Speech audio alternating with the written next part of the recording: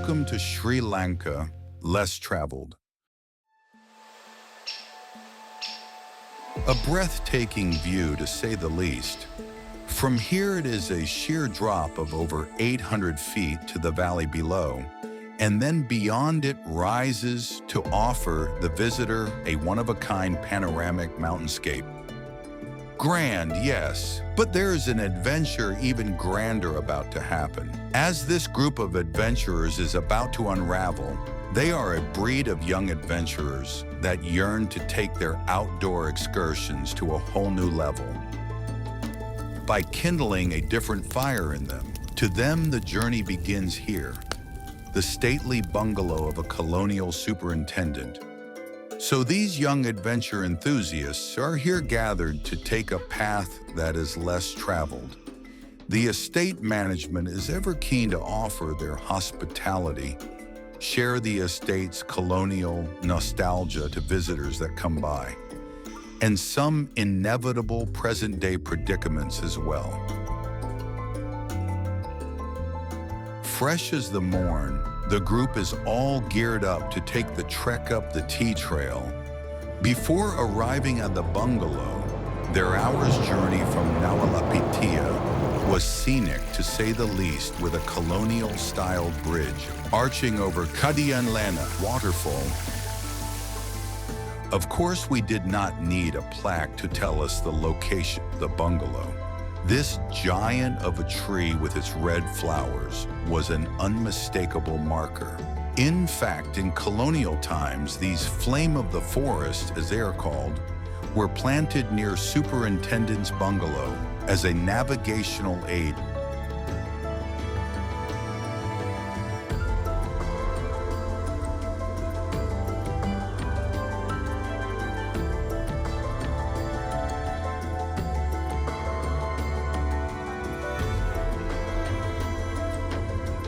See a blotch here and another there is inevitable.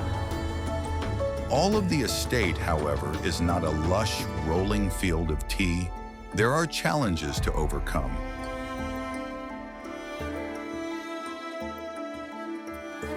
Here, for instance, vegetables. These lands were once tea fields that sustained communities. For want of prudent management or whatever, the tea lands lost the charisma it was famed for. Lending the land for growing vegetable crops was one way the estate saw fit to keep the home fires of a community burning.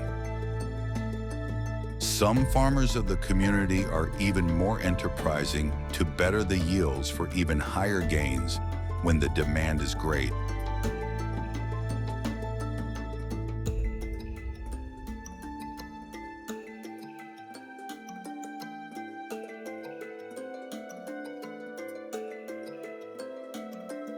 The communities that live in and around Kolapathana Estate are predominantly Hindus, of South Indian ancestry now domiciled.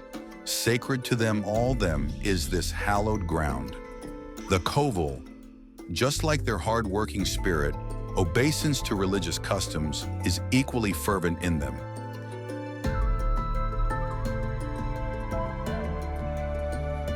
This was once a staff bungalow of the estate, now a coffee collecting and processing center. Once again, estate's initiatives to diversify its land and other assets to sustain and empower the community.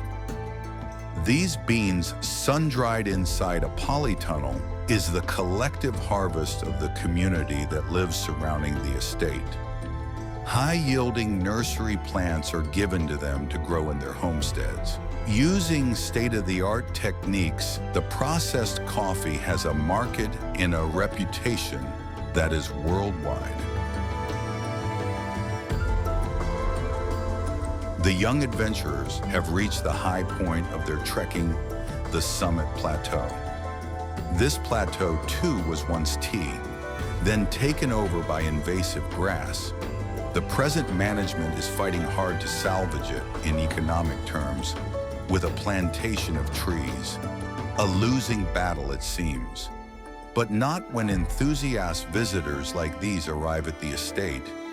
Their ever-increasing numbers have shifted the focus of the estate management. Sustainable tourism.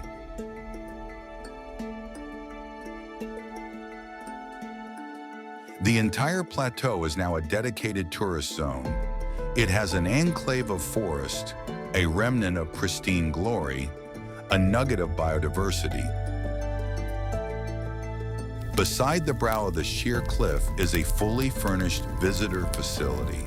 Make Kolapathana Tea Trail your next escapade for a full-blown adventure that will blow your mind away. As campers settle in, a local chef prepares a traditional meal, rich with the tastes of the hills, cooked fresh and served with pride. It's more than just food. It's a warm welcome, a chance for travelers to truly connect with the people who call this land home.